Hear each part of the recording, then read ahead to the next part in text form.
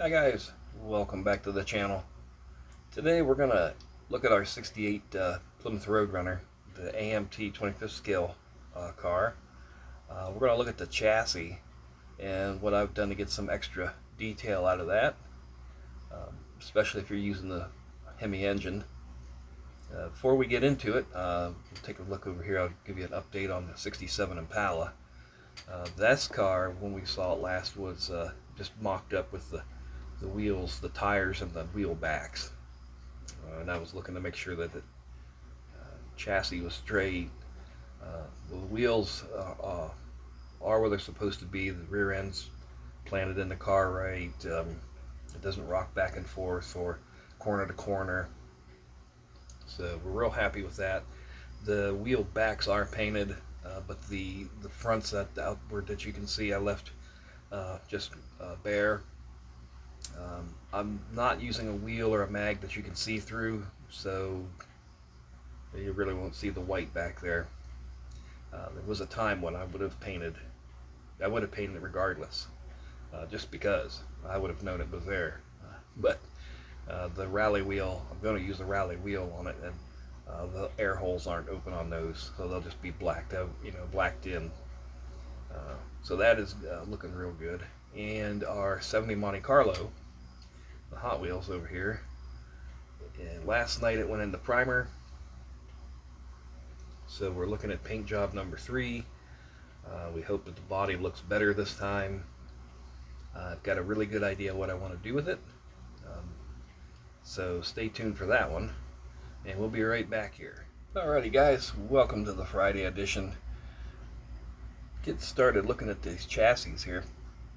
To help me illustrate this, I've got a 18th scale die cast on its side here, a 69 Charger. These were put out as Hemi cars, and they would have the proper torque boxes and stuff on it. Well, almost all the proper stuff. This is a 440 car, but up here in the door, if you've had one of these, it's a Ertl Authentics. There is a little raise in the door. It looks like it's used to center a Hemi badge. So this does have the correct, well, like I say, partly. I'll show you why here. In the back here, these are the torque boxes on either side, and then it has a skid plate up here on that K member or cross member. And it should have going from about here up, I believe, another torque box behind these front wheels, which this doesn't have. So because the Roadrunner had a Hemi in it and wanted some more detail, I built a set of torque boxes. Now this one over here, this chassis is from a 69 GTX, which is a 440 car. I bought it after the fact, and when I was at work today, I thought to use this that hadn't been started to help show what it looked like before. Excuse the knife, I don't want to put my fat fingers in there too much. But this bracket right here, I made another one out of styrene and placed it, if you can look here, we placed it right along this ridge in the floor. Not right up to the floor pan here, but just behind it. I'm shaking this thing all over hell's half acre. Sorry about that, guys. So we've got my torque boxes run right up to that ridge, and then we open the hole up in them like the Charger. B bodies seem to have the opening towards the frame rail, and I've noticed some other cars had the opening more towards the rocker. You'd have to, if you're putting a set in and you want them to look true to form, you'd have to look at pictures of cars to see how they are. Up front, it's really hard to see because it's darked out, but there is a skid plate there, and I did the same thing out of the sheet styrene. I just eyeballed it and drew it out and cut it and trimmed it up to fit. If you notice on the subframe up front here, there's these holes are all opened up along here, and the frame rails are all along the frame rails. They're not on the GTX. I opened them up for a little bit more detail, and then beveled the edges. They need cleaned up yet, but I thought that would give it a little bit more reality. Now there should be, we'll have to build another set behind the front wheels. There should be some here. This car doesn't have it, but they should be built off of this extension here forward to about right here where the rocker is. The top would cover it. It wouldn't come away from it, completely cover it and come out to another extension and cover it. That would probably be best just built right onto the subframe and painted black with the subframe. That way the underside of the car can be painted body color. Now another thing I was thinking of today, guys, I did a lot of thinking and my head really hurts. I bitched and complained that the Roadrunner back there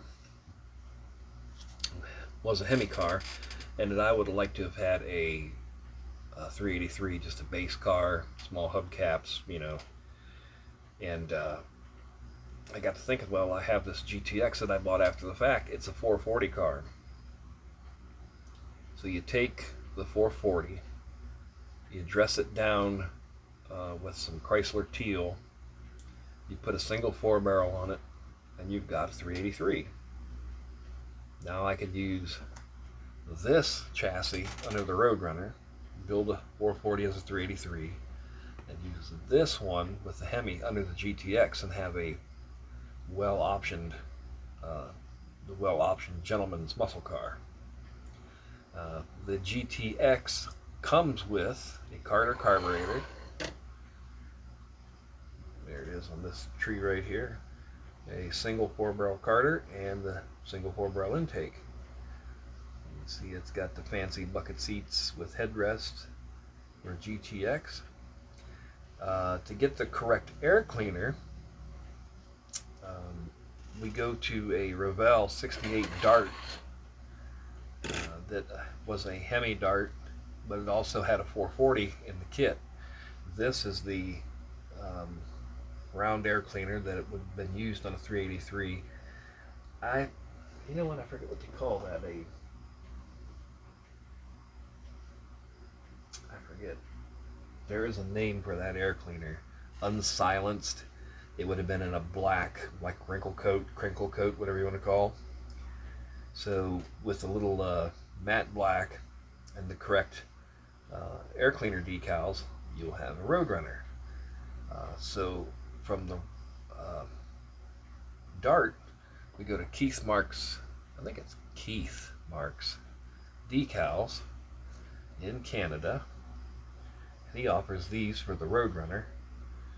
And there is our air cleaner decal, the pie plate or pie pan or whatever they call that, or a 383. It's also got the correct black and white Roadrunner badges for the 68 car. If we would have used our Hemi, we would have needed that round air cleaner, not in silver, but in chrome, and that would have been the correct 426 Hemi head decal for that. Keith Marks' decals are pretty good. We've got the gauge cluster there. We've got a Mr. Norm's decal. We've got the coolant, the yellow coolant decal for under hood. And pointed out right there is the air cleaner decal for the side. You have this little bit of detail, which I kind of like, is for the fan, the clutch fan on the front there. You've got the hood insets, Hemi or 383, so we can dress it up there also. And it's got some Plymouth very hard to see. There's 4 of them. Whoop. Sorry about that. 1, 2, 3, and 4. Little tiny Plymouth decals for your poverty hubcaps, your small hubcaps. Being a base car, we wouldn't use any of these trunk insets. But that would give me my basic 383 Roadrunner.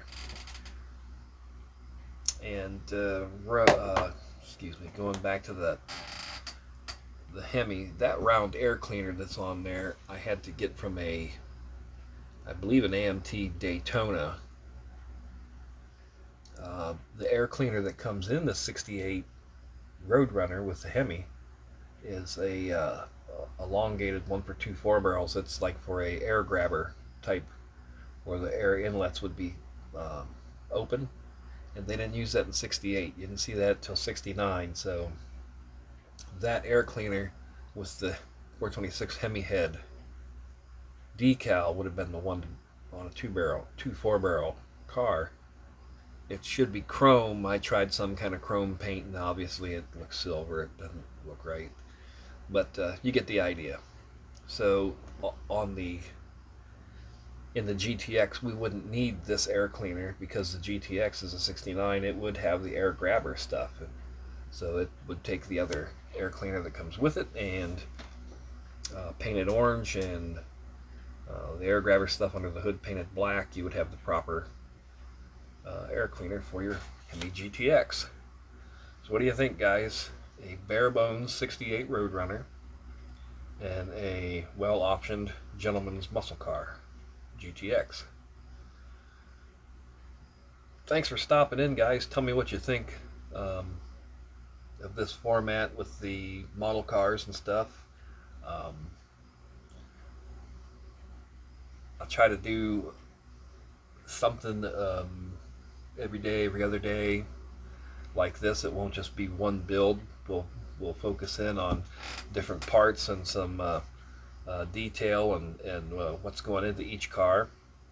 If you dig it, give it a thumbs up. Let me know what you think in the comments below. I really appreciate you stopping back, and I hope that this sounds a little better than the last video. We've got a new mic. I film all this stuff on my phone. The speaker and stuff in it, and is crap on a $1 million Android phone. So I plugged in a microphone, and I hope it sounds better. Again, Keith Marks decals. Look him up. He's in Canada. Should get some for the GTX and my 67 Impala, and pretty much every car I've got. Alrighty, guys. Thanks again, and we'll talk to you next time. Thank you.